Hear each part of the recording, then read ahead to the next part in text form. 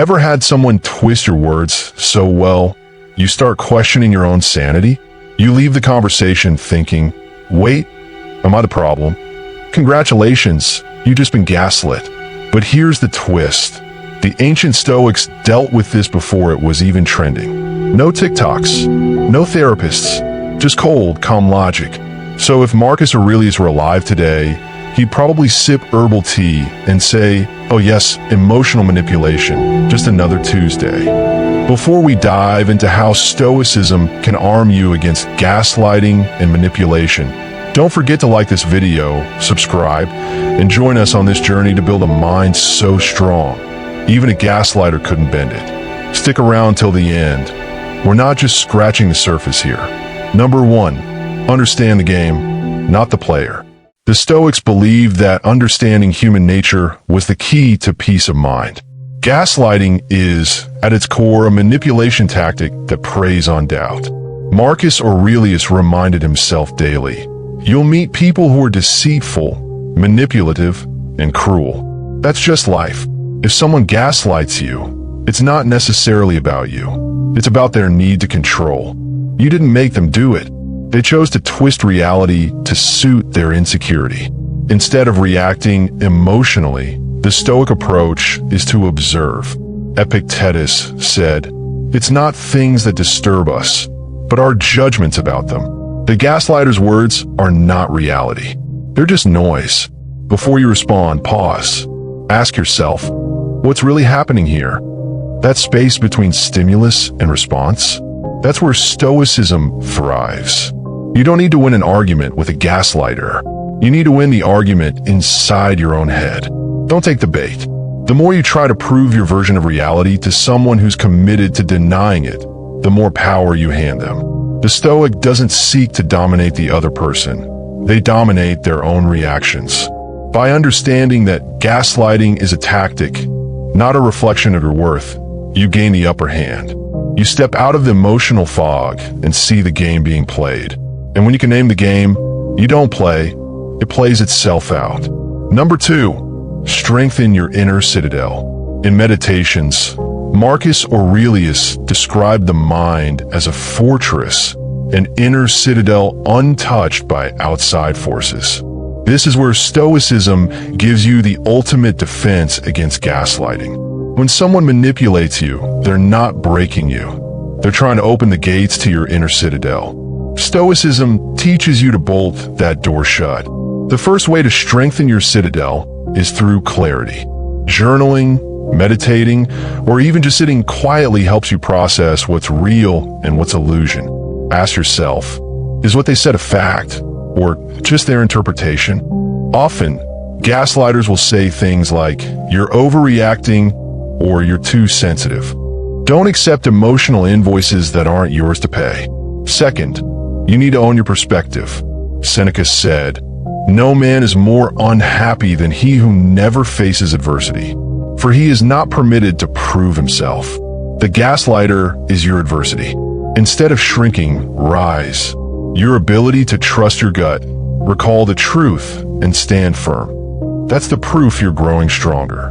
Humor helps too. Seriously, imagine Marcus Aurelius in a toga being told, you're just being dramatic. He'd probably raise an eyebrow and write a paragraph about it in Meditations. Laugh internally. Keep your composure externally. Your inner citadel doesn't just block lies, it echoes with your own truth. Number 3, control what you can, dismiss what you can't. One of the core principles of Stoicism is the dichotomy of control. You can't control whether someone gaslights you, but you can control your reaction, your boundaries, and your truth. Gaslighters thrive on emotional chaos. Stoics? We don't do chaos. We do calm. When someone starts twisting reality, you don't have to argue. You just state your perspective calmly once, and then you stop. You're not responsible for their version of the story. You're responsible for living yours. That's it. If they say, you're imagining things, you can say, I'm clear about what I experienced, and move on. No theater. No back and forth monologue battles. Stoics don't cling to validation. That's another superpower. Gaslighters need you to question yourself. But if your self-worth isn't outsourced, they lose their grip. That's why it's powerful to detach. You don't have to convince them of anything. Just don't let them convince you of something false. Remember, even in a storm, the Stoic remains the captain of a ship. The winds can blow, the sails can tear, but your hand stays firm on the wheel. You can't change the weather, but you can steer through it. And you'll do it with your dignity intact. Number 4, practice emotional minimalism. Think of Stoicism as emotional minimalism. You don't overreact. You don't overexplain. You don't overengage. Gaslighting loses power when you stop feeding it with your energy. You become like a calm lake. They throw stones, and it barely ripples. Every time you feel like screaming, pause. Ask yourself, is this worth my peace? Often it's not. The Stoics weren't cold. They were strategic. They knew that letting someone else control your emotions was the fastest way to lose control of your life. So instead of getting pulled into emotional whirlpools, they stayed anchored. Set boundaries with silence. Sometimes, the most Stoic response is none at all. If someone repeatedly disrespects your reality, you don't owe them conversation. You owe yourself peace. Epictetus reminds us, don't explain yourself to people who won't understand. They'll twist your words and call a debate. Say less, mean more. And if you're thinking, but won't I seem heartless? No, you'll seem wise. There's a difference. Detachment isn't cruelty, it's self-respect. And in the Stoic world, self-respect is the currency of inner freedom. Number 5, cultivate truth through action, not argument. The Stoics doesn't prove truth by debating. It's proven by how they live. You don't need to convince a gaslighter that you're right. You just keep being honest, consistent, and grounded. Over time, reality reveals itself. Always does. Truth is like gravity. You don't have to defend it. It defends itself. If you keep showing up with integrity, people around you will notice. The gaslighter's web will collapse under the weight of your calm consistency. You'll speak less, but what you say will carry weight. This is the ultimate Stoic flex. Silence with power. You respond with actions, not arguments. You set boundaries without burning bridges. And you move through emotional minefields like a philosopher in armor. Untouched, unbothered, and unbreakable. So next time someone tries to twist your reality, remember this. You don't need to yell, cry, or prove. Just stay rooted in your values. Because in the end, the Stoic always wins, not by fighting harder, but by refusing to play the wrong game. Number 6, learn to see emotional manipulation as a test. The Stoics didn't ask for easy lives, they asked for strong minds. When someone gaslights you, it's not just manipulation, it's a test. A test of your clarity, composure, and character. Epictetus would see it like this. Here's your training. Let's see what you've learned. And let's be real, nothing sharpens a Stoic like a little emotional turbulence. Instead of thinking, why is this happening to me? Switch the lens. What am I supposed to learn here? This reframe changes everything. Gaslighting becomes less of a personal attack and more of an obstacle in the obstacle course of life. You're not a victim. You're a mental warrior in training. When someone tries to twist your memories, don't panic. That's part of the test. Stay grounded. Recall the facts. Even if your heart is racing, remind yourself, I am the observer of my own mind. This is the Stoics' version of emotional jujitsu. You use the force of the manipulation to strengthen your center. And hey, a little dark humor never hurts. If Marcus Aurelius were being gaslit today, he might write in his journal, Day 1422, some idiot tried to alter my perception of reality. I responded by breathing deeply and writing poetry about rocks. That's the energy. Calm, detached, witty in your own head, bulletproof on the outside. Number 7, stop expecting rational behavior from irrational people. Here's a classic Stoic mistake. Expecting people to behave according to your standards. Seneca would slap a scroll on the table and say, Bro, that's your first problem. Expecting a gaslighter to be rational is like expecting a thunderstorm to be polite. It's not personal, it's just their nature. When you accept that irrational people exist, and often have loud voices, you stop taking it as an attack. You start seeing it as noise. You're walking through a crowded marketplace, and someone starts shouting. You don't take it personally, you walk past. The gaslighters' manipulations? Just background noise in the marketplace of life. The moment you stop trying to fix or understand a manipulator, you reclaim your power. Let them spin their version of the story. Let them say what they want. You're not in the business of correcting everyone's fantasy. You're in the business of living in reality, even if you're the only one who sees it clearly. This doesn't mean you become numb or indifferent. It means you don't burn your emotional energy trying to decode madness.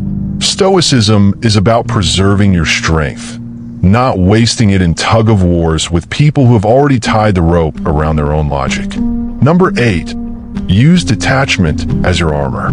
Stoics are known for being detached, but let's get one thing straight. Detachment isn't running away. It's not passive. It's strategic. Detachment means you care, just not in a way that costs your peace.